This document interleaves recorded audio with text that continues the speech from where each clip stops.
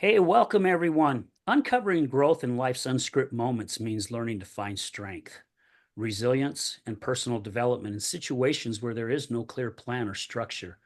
Often we experience the most growth when life doesn't go as expected, whether it's a sudden change, a challenge, or an opportunity that comes out of nowhere. In these moments of uncertainty, we're pushed to adapt, reflect, and sometimes rethink our approach to life. By stepping outside of the rigid frameworks we often set for ourselves, we become more open to new possibilities and deeper insights. It's about embracing the unpredictability of life, using it as a catalyst for self discovery and transformation rather than resisting it. Welcome to another episode of The Other Side of Addiction. I'm your host, Al Richards, and today with our guest, a good friend of mine, Jonathan. And today we are going to be talking about I Was the Real Problem, a lifetime of bad decisions. So I am really looking forward to this show and really looking forward to even getting to know Jonathan even more than what I already do. So Jonathan, thank you for taking time out of your busy schedule. I know you had to ask your boss if you could have some of this time off. So my gosh, thank you so much for stepping up and being willing to be vulnerable today. Well, thank you so much for having me on the show. Um, it's a real honor to be here. Thank you so much for asking me to be part of this experience. Absolutely. We've been talking about this for some time and now it's finally happened. So again, it's a great pleasure to have you. So when I was going through your bio, what did you exactly mean by you realized you were actually the real problem? Well, I had to really reflect on my life, and I've been reflecting on my life over the last 4 years. And I came out to Utah from Los Angeles to get my life together. I came out here to go to the Other Side Academy because my life had reached an all-time low with um, going from one place to the next, thinking that if I could just change my location and just get to a new place away from old habits, old people, old friends, uh, that my life would just be good if I could just get away from everything. But it turns out that everywhere that I went, I always found the same problems. I always found the same kind of people, and I found the same situations, just different locations. So it dawned on me not that long ago, couple years ago, that I was actually the problem in my own addiction, uh, making just a lifetime of bad decisions. And it really started when I was a kid. I started smoking pot when I was about 12 years old, and it was a little bit too much for my mom to handle. And I came from a really good background in Los Angeles. I grew up in a town called Palos Verdes. I had 5 kids in my family, and we were like all problem children, I think. We all smoked pot. We all had our own little issues. But for some reason, my mom, I was a special case to her. She didn't really know how to deal with me all too well. So her answer to the solution was to send me away. And I got sent away to a boarding school at a young age. I was 13 years old when I got sent out here to Utah to a place called Sorensen's Ranch Boarding School. And um, it was the most significant time in my life because I'd never been in a fight before. I had never been, I'd never been away from home. And this place, there was so much going on, and there were so many kids there that were kind of like in the same position that I was, feeling lost, broken, thrown away. And we didn't really know how to process anything, process our emotions, process the damage that had been done. So we like took all of our anger out on each other. So it just turned into one of those situations where I didn't really know how to get out of it. And I ended up trying to escape from this boarding school. And I went out one day with one of the owners of the boarding school. His name was El Sorensen. And having been talking to trying to escape with another kid, we formulated this huge plan that we were gonna knock this guy out, we were gonna steal his truck, and then we were gonna go to Vegas and hide out till we were 18 years old. That was our big plan. Fortunately, it didn't go that way, man. When I picked up a crowbar and tried to hit this guy in the head, He didn't fall asleep the way that I had imagined him doing in all the cartoons that I grew up watching. When you hit somebody, they would just fall out and like little birds would fly around their head. Like that's what I thought was going to happen. But after I hit him, it turned out to be the most real experience of my life because blood was gushing from his head. I remember the kid that I did it with, he was scared and frozen. And I'm like crying now. I'm like, Brian, what do we do? What do we do? And he's just like stuck. And I did the only thing that I really knew how to do in the moment. I dropped the crowbar and I went and picked up something lighter and I picked up a shovel and I came back and I was like, I'm just going to kill him. That was my, that's what I'm going to do. I'm just going to kill this guy and then I'm just going to run away. So I started to beat this man down with a shovel. I beat him as many times as I could until he wouldn't get up anymore. And after the fact, I tried running away from the boarding school. I got caught and I ended up going to jail for it. And I remember sitting in jail and I was feeling just lost, scared, confused.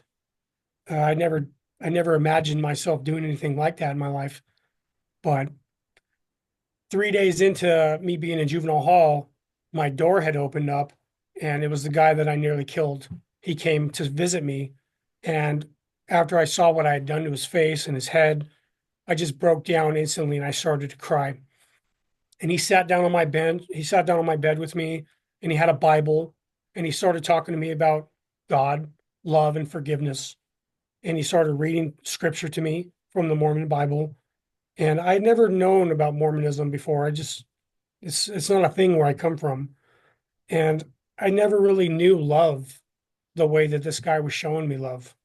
So it was a very confusing time for me. And I was scared more than ever because I didn't know what was going to happen to me.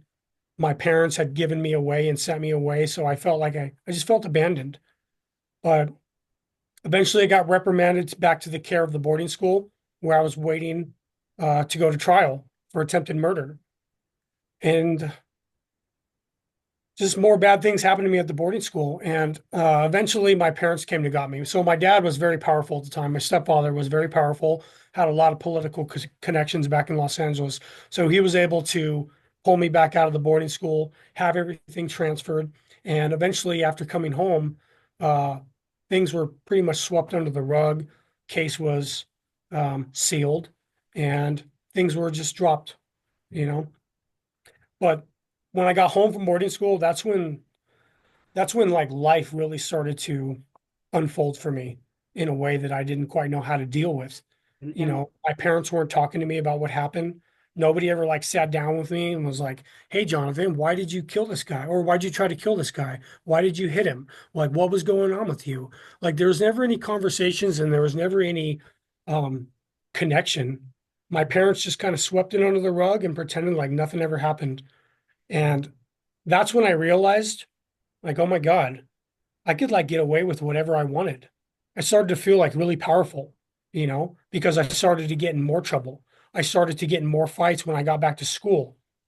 Um, my first week back at school, so one of my old friends had made fun of me, and I remember feeling like anger and rage, and I didn't know how to process it. So I just walked by him and I took his head and I smashed it into a school bus, and I cut his head on a screw out the window. And I ended up getting kicked out of school for that. I got sent to another school. And this became like a pattern for me throughout my whole teenage years. I became a very violent person. I didn't know how to deal with my own insecurities. So I would fight. I would fight and fight and fight. And I would just do what I learned how to do when I was in boarding school, just defend myself and hurt people. And that became my story for quite some time, you know, feeling like I can get away with whatever I want, hurt whoever I want. My parents they always got me out of trouble until they couldn't get me out of trouble anymore. One bad decision after the next led to prison. And when I say a lifetime of bad decision making, it all stemmed from having no accountability, no integrity, and no honesty, love, or connection going on throughout my younger years. And today I try to advocate for people in recovery in the youth sector. I try to reach out to as many kids as I can to try to help them with similar struggling issues. and I work for a great organization today. Yeah.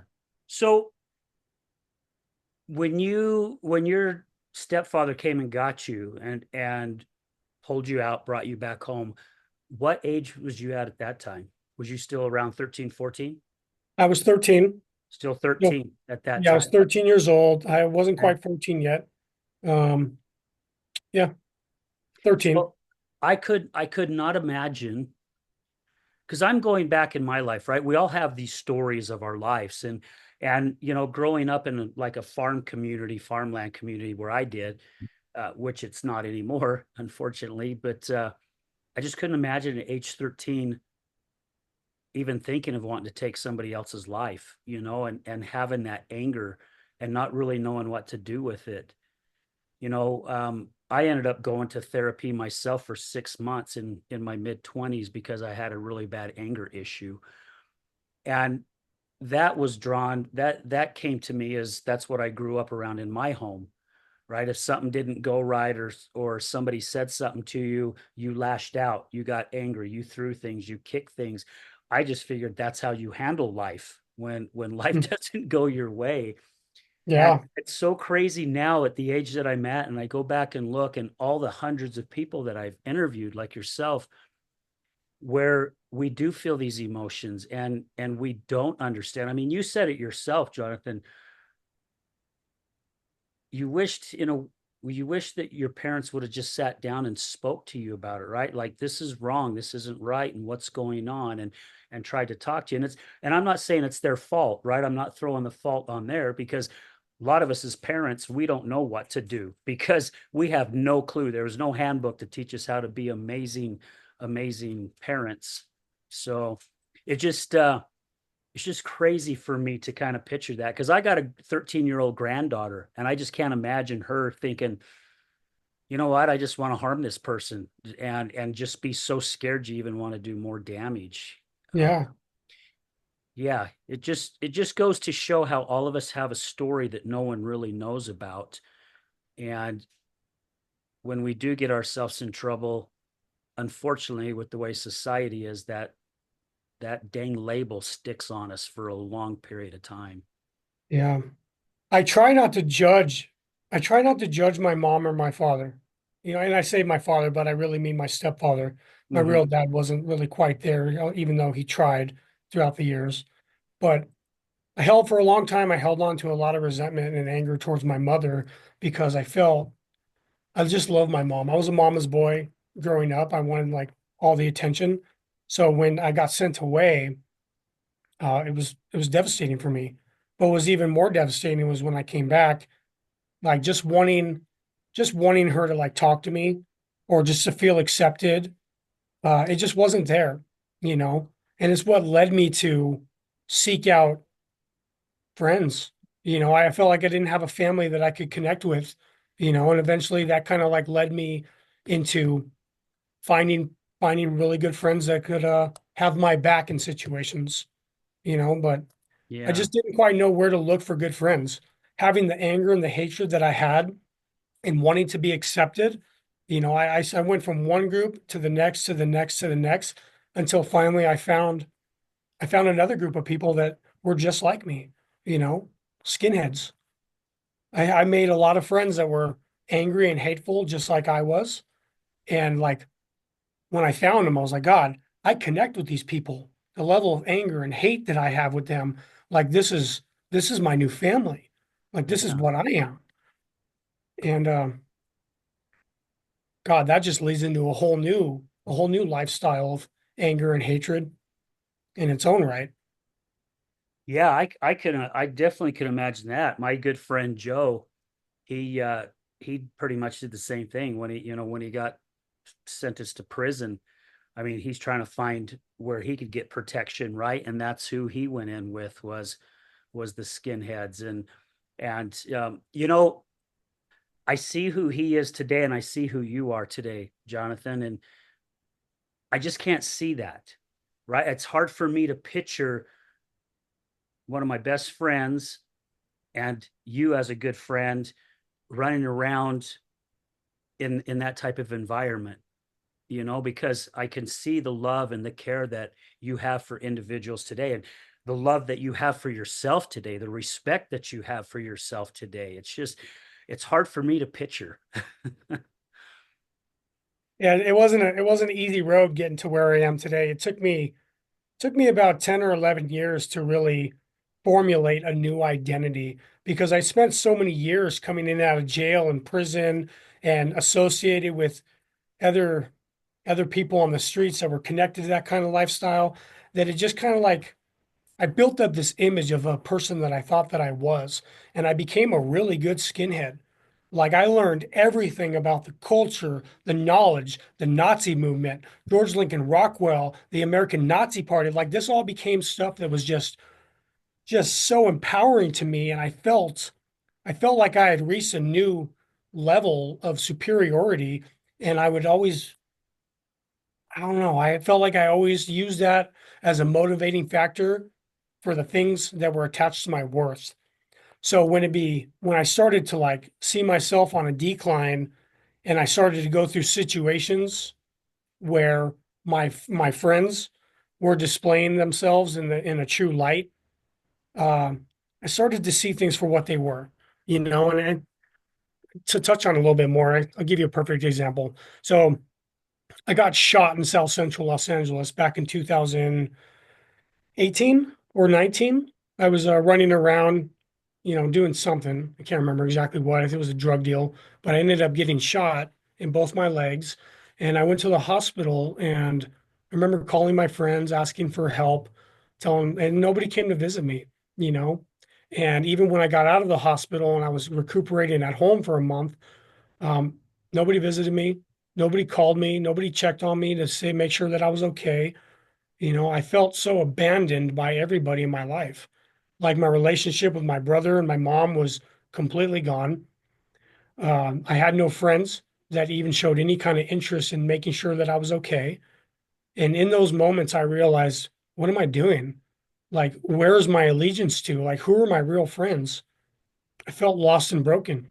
Felt like everything that I'd ever believed in was a complete lie because it was. It was a lie. All of it is.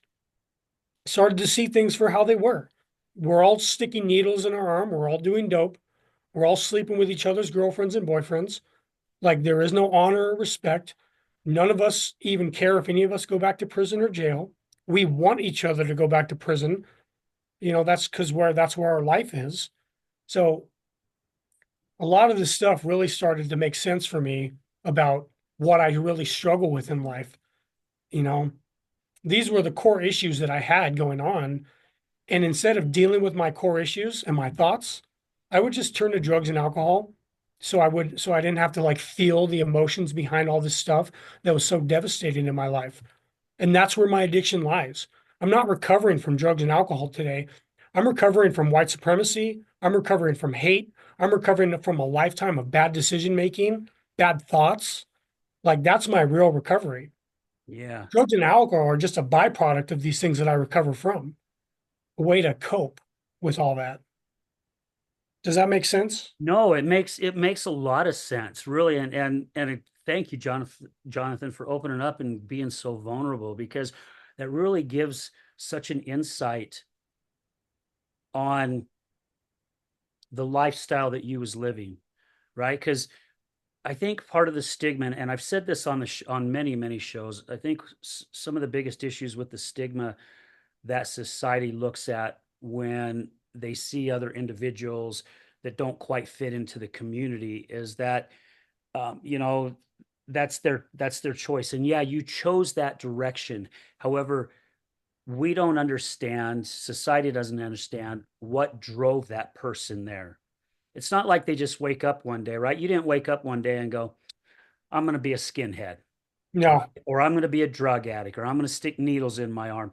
There's these steps that your life went through that kind of led you down that path. And from what I'm hearing from the beginning of this, all you is looking for is some love, just somebody to love you, take care of you, pay attention to you, right? Listen to you, and allow yourself to have your feelings. And you got shut out, and then you thought you got another family, and basically it was the same thing. When you got shot, you realized you still didn't really have a family. And I can't imagine the abandonment that you had to feel inside, like you just didn't belong. I've been very grateful that I've got family and kids that have been here to support me through some of my stuff that I'm going through right now. And I met a gentleman in the hospital that was looking at double amputation, and he has no family. He's burned all his bridges, and no one was there for him. And our family kind of took him in. We was talking to him all the time, and my mom and my daughter. He loves to draw, so they bought him a bunch of art stuff. So while he's in the hospital, he can draw, and he's very, very good drawer. But it just breaks my heart. It breaks my heart that there's so many people outside in our community that are in the spot that you once was in. Yeah.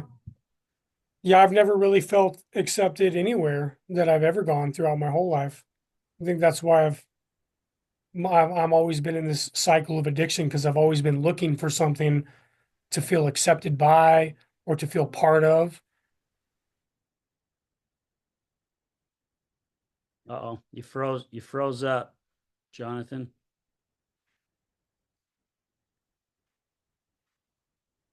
I don't know if you can hear me.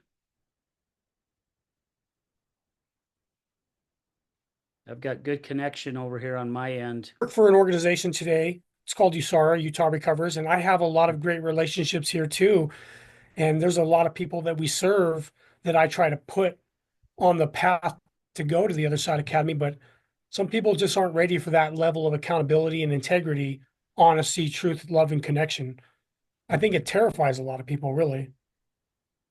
I can understand that.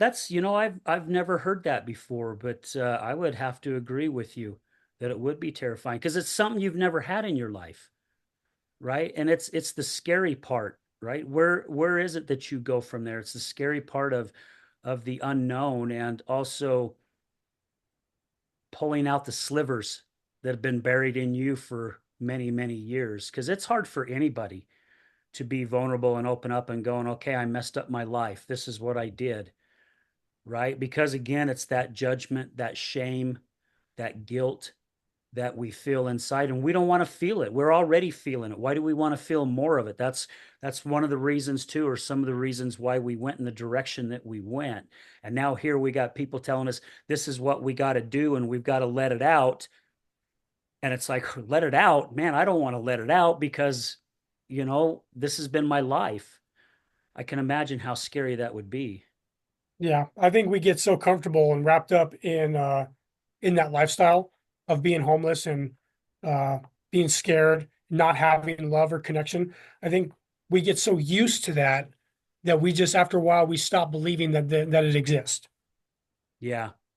And we get comfortable with it, right? We get so comfortable. I've been doing a lot of learning on the brain first approach, and that's pretty much what I was trained on when I got certified as a crisis and recovery coach. And we have coaches circles all the time, and we're learning a lot of different things. And I've also learned from like relationships, women who are in a relationship where, let's just say, they're abused a lot, right? Whether physically or verbally. And they run away, but they always seem to go back because they know that they know what to expect, but they also know what they can handle. And then when they do get out of that relationship and someone does start treating them with love and respect, they don't know what to do with it. Mm, And it confuses them. So they end up looking back to the person who was verbally abusing them or physically abusing them. And it's right. such that crazy cycle how our brains are firing. And however, this because you're doing it. It's that time of retraining the brain and refiring those healthier neurons to go, all right, wait a minute. I don't want this junk that's telling me all this good stuff because it's not good, because my life is messed up. It's upside down. I'm constantly in and out of jail. I've got this. I'm fighting, to where, okay, what can I do and what steps can I take? And everyone that I've interviewed say, man, it's not easy. However, every single person that I've interviewed said it is damn freaking worth it because their life today is just totally amazing. Yes, it really is. And my life today is totally amazing too. That doesn't mean that I don't struggle though. Like I'm coming up on 4 years of sobriety and I still am learning through my shadow work that I still struggle with so many things, um, even without drugs and alcohol. Give you a good example. I have mommy issues, right? I never understood uh, what mommy and daddy issues were until I started like doing my shadow work. And good example. So I'm in a relationship not too long ago, a few years ago, and my girlfriend's yelling at me. And I remember feeling shut down and I get really submissive and quiet. And I don't like to fight back or argue back. It's like a shutdown mechanism that I do when I get in these heated confrontations with females. And what I'm learning is that growing up as a kid, like when my mom would get mad at me and she would yell at me and scold me, I would do the exact same thing. I would shut down. I would get quiet and submissive. So I deal with these things growing up into my teenage years, into my adulthood now. I still struggle with that mentality of being triggered by women talking to me a certain way, and it stems from my childhood, you know? And before I used to deal with it by getting high and drinking because I didn't want to feel that anxiety or that repressed emotion of not feeling good enough or accepted or loved, you know. So I would smoke meth or do some heroin. That made me feel good, you know. But now in my recovery today, I get to show up and feel those emotions. Like I had a situation happen not that long ago where I was having a confrontation with a girl that I was on a date with, and I'm feeling that same emotion. I'm feeling like I want to shut down, but I force myself now to have those crucial conversations and attack the false beliefs that are going on in my head. It's a totally different environment for me today in my recovery. So I'm glad I get to show up that way. Yeah.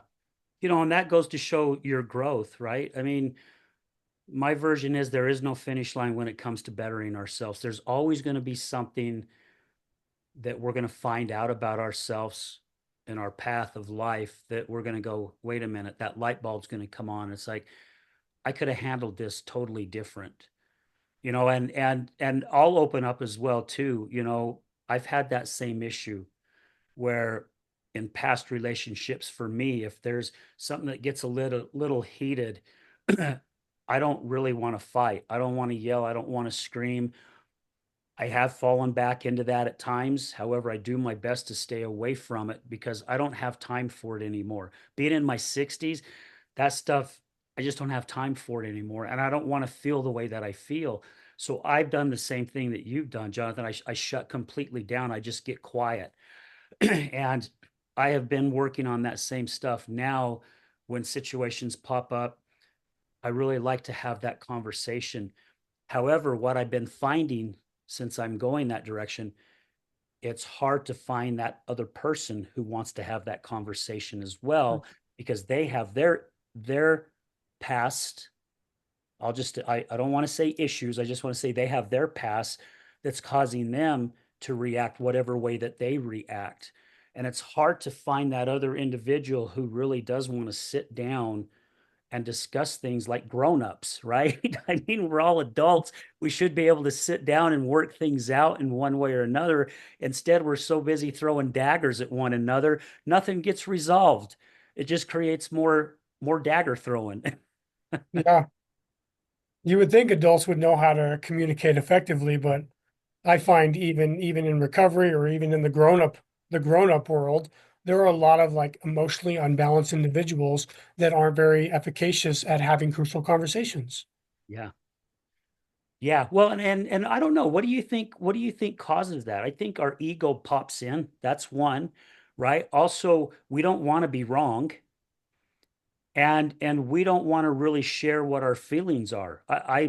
And I'm just go guessing off of this, right? For me, I think that was one of the things. It's like I did not want to be wrong at all because that's why I'm doing my best to get rid of that word belief out of my vocabulary because just because I believe this is the right way doesn't mean that your way is wrong, you know? Well, So I think Pride and ego definitely have a lot to do with it, but I think what a bigger concern is people aren't willing to educate themselves on uh, emotions, like emotional awareness, like having the knowledge to having the vocabulary really to identify the emotions that you're feeling in those moments and being able to validate yourself or to have somebody else validate you. I think a lot of us lack the education on intellectual dictionary to be able to define what we're going through in the moment. And I Yeah. think we just get, um, we allow our pride and ego to take over when we're feeling insecure about our lack of intelligence. I think that's really what's going on, my opinion. Yeah, I would have to go towards that direction as well. And I'm just going off of because of how I've seen myself react off of that. And not realizing we have choices, right? I mean, how crazy is that as adults, we don't realize we have choices that we can go a different direction. You know, I shared a little bit ago that I had anger issues and I went to therapy for 6 months and I've said this on the shows before that my therapist literally started getting me upset on purpose. And Mm. I can remember feeling my leg bouncing up and down underneath the table, right? Because I'm starting to feel it. It's coming. The emotions are coming. And I remember feeling my fist starting to clench and I'm starting to grit my teeth, and I'm like, why is she doing this? She's supposed to help me so I don't feel this way. It's like the Hulk, right? You just start feeling this anger and you just want to explode. And I remember when she got me to a certain point, she turned over this piece of paper with this circle, and one half of the circle is dark, the other half of the circle is light. The dark side's anger, the other side is happy. And she's like, "So where do you feel right? How do you feel right now?" And I'm slamming my finger down on the table, and I'm like, "Over here," and I'm pointing down on the dark side, and I'm just slamming my finger down. And then she goes, "Well, why didn't you choose this other side?" And literally that stopped me in my tracks, thinking, um, what do you mean? She goes, well, I'm asking you, if you don't like being angry, but that's why you're here to stop it, but yet you're finding yourself over here. Why are you not choosing this other side? And it blew me away. Here I am in my mid 20s, still a kid, basically, right? We're still kids at age 20. We think we're adults, but we're not. Going, oh my gosh, I didn't realize I have a choice.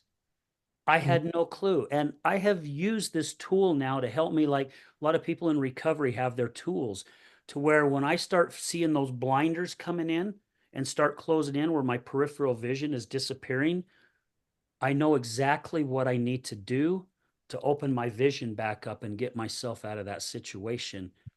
And it has served me very, very well. Here I am almost 62 and it has served me all this time and I'm just so grateful that I had somebody there to help teach me about choice, even though I still made a lot of wrong choices throughout my years.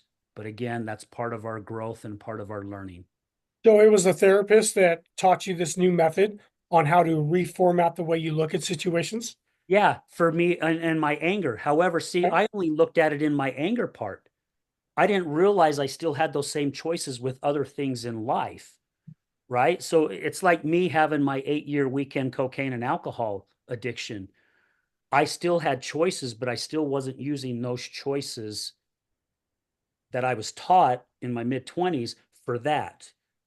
I knew what to do for my anger, but I still didn't put two and two together just because of the way I was thinking.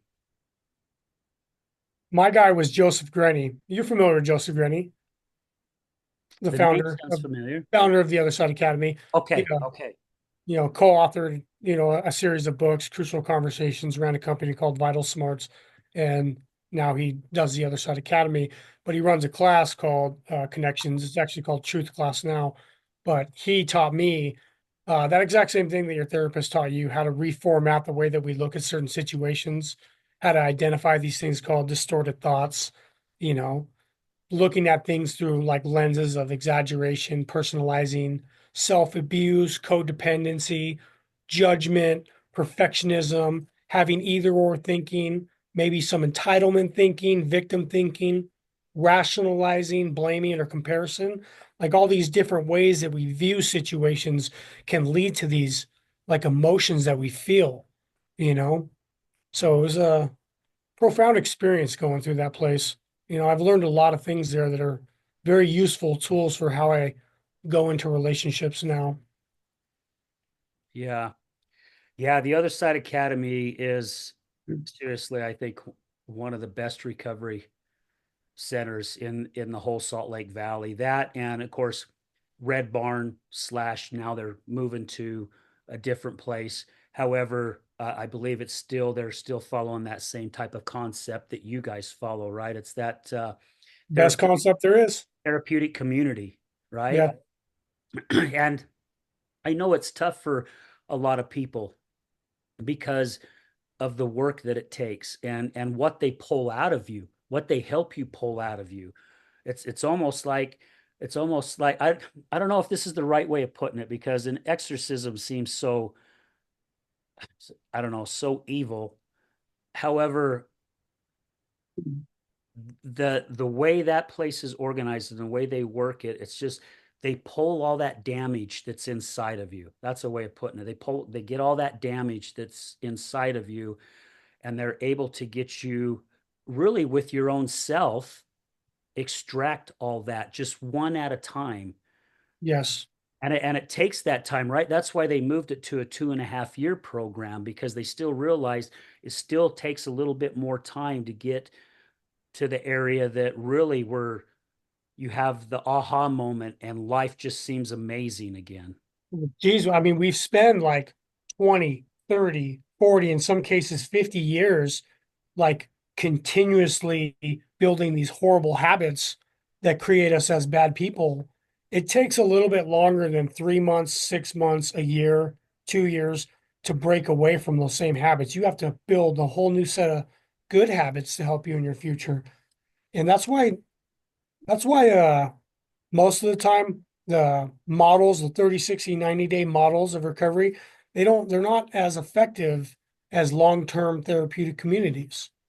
There's just not enough time. It doesn't give you enough time to really work on yourself.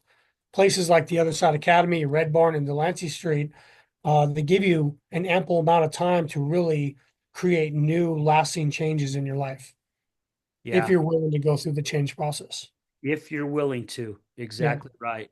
Yeah, because I agree. I remember, gosh, 2 years ago when I had Dave DeRocher on my show, and that's back when I had my studio. I mean, my gosh, he he taught me so much on that show.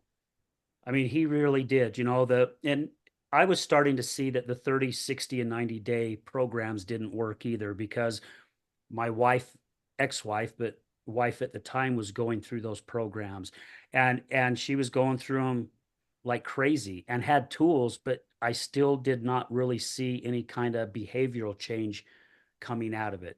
6 months, yes, you'd kind of see a little bit of a difference to where you started seeing that person that you fell in love with, but then also at a short period of time where they were falling back into the same old habits again because they still didn't quite have that tool belt full of the tools and the knowledge that they needed to help them get through those troubled times, wade through those waters that are pretty nasty at times.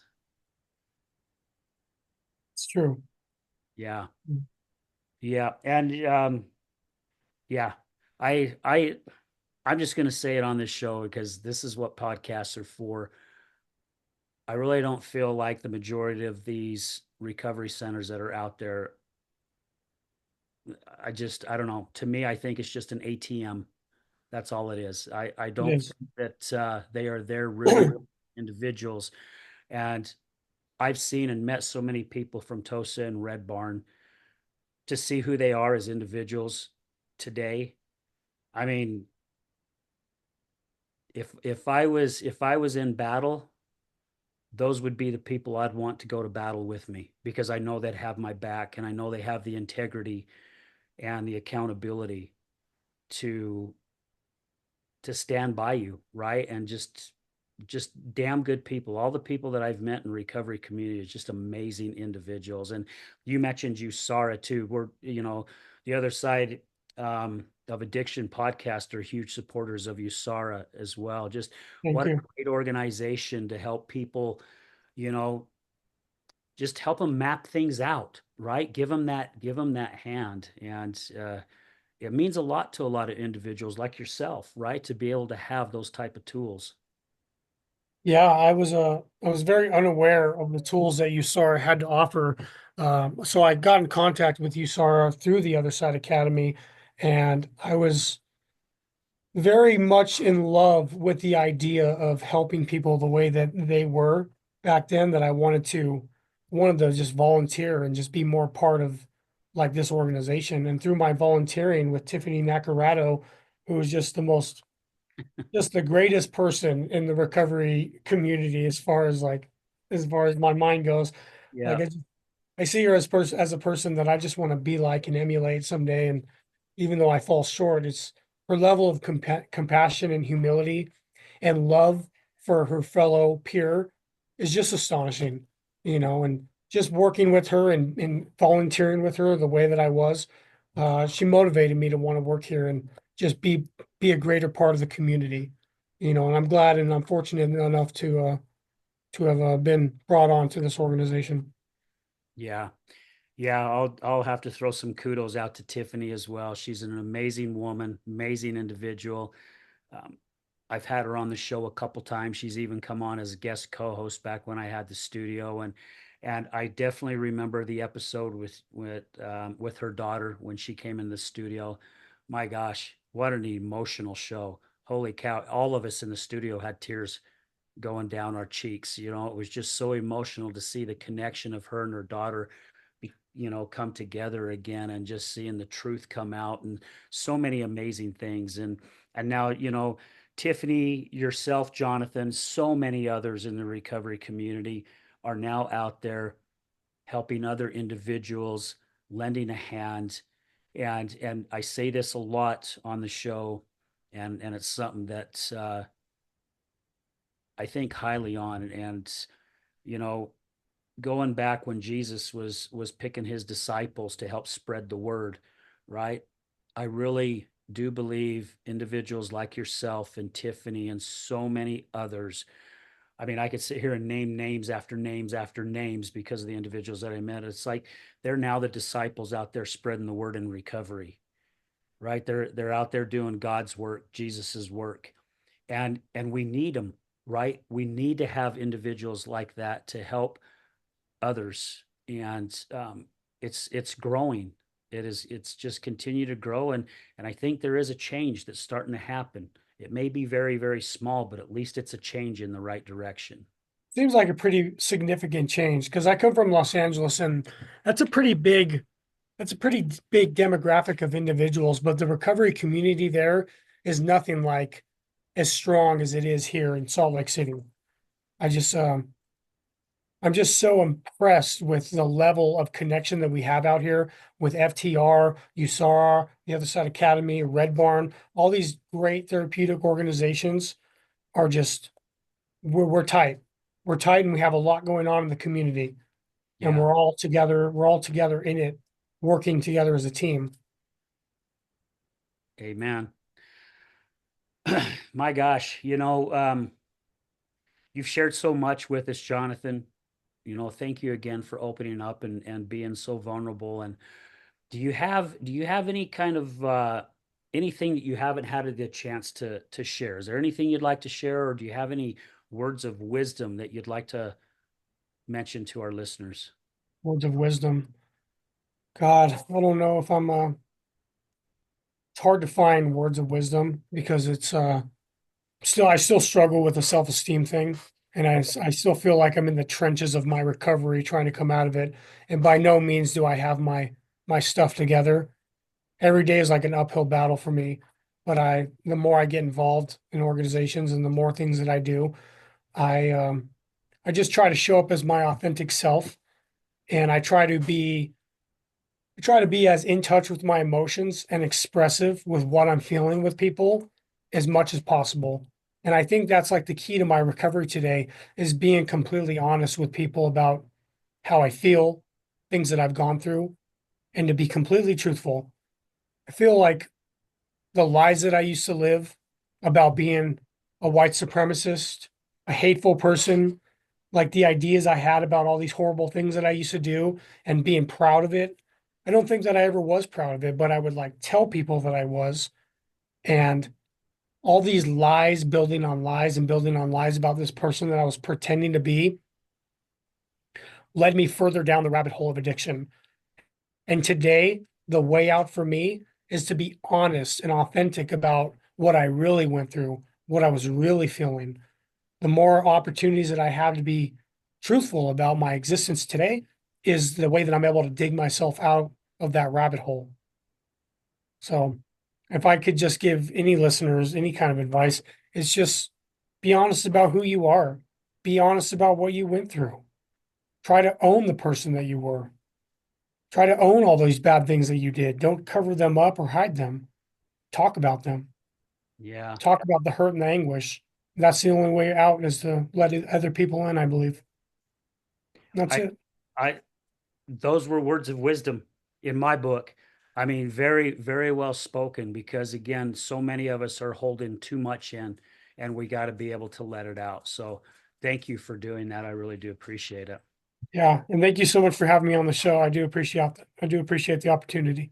Absolutely. Well, again, we talked about it for a while, and I'm just grateful that we were finally able to make it happen. So I love you, brother. Love I you too, Al. um, honored to know you. And, and thank you for coming and visiting me too. When I was in my recovery of rehab from losing my leg, I just really, really appreciate that you and Anna Lynn showed up and brought me your love and your energy because that really helped me through some of my times as well. That I'm still kind of battling with right now. Yeah. I'm doing my best to hold my head above water, but I'm also thank goodness using what I've learned through coaching and stuff to allow my emotions to take its course and not hold things in. Because I know if I do, I'm going to start going back down that same damn rabbit hole again, just like what you mentioned. Yeah. Yeah. And thanks for allowing us the opportunity to come visit you too, man. Because when me and Anna found out uh about what happened with you, God, we just up fast in a hurry. We wanted to do something for you and just come down there and visit you, because you matter. You matter to us and you matter to the community, and we appreciate everything that you do. You're a huge, you're a huge support in our lives, and you make a difference. And you help us, and you definitely help me want to break out of my shell and be more part of like what you got going on. So thank you. Absolutely. And thank you for your kind words. Well, guys, you heard it here yourself, man. What a great episode. And I might be biased, but yeah, just this was a really good show. A lot of great insight was shared. So thank you to all our listeners, all our past guests, all our new guests that are coming on, guys. I'm still shut, man. We're booked all the way out till June. It's just like people have been coming out of the woodwork, which I'm very, very grateful for. So if you guys know anybody that would like to share their story or have some that helps people in recovery, doesn't they don't even have to have a story, right? They could be doing yoga or breath work or meditation, whatever it may be, because I feel like it all falls underneath that same umbrella. And recovery happens for individuals in different ways. One way may work for one other individual and another a different way. So as long as we're all sticking together and helping one another, man, we can definitely make a difference. So again, thank you to you guys. Thank you to all our listeners. We're going to leave you with this as we do at the end of every show. Remember, addiction is giving up everything for one thing, and recovery is giving up one thing for everything. We're out.